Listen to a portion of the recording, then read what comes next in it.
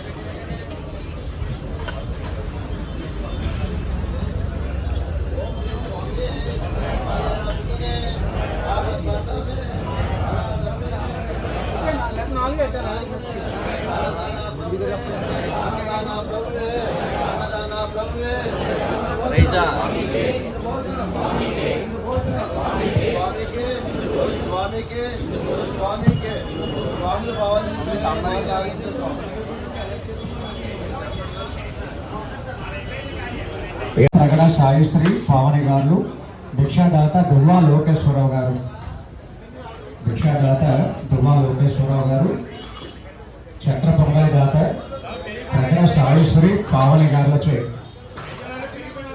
చక్ర పొంగలి దాతలు స్వామి రెడ్డి అయ్యప్ప.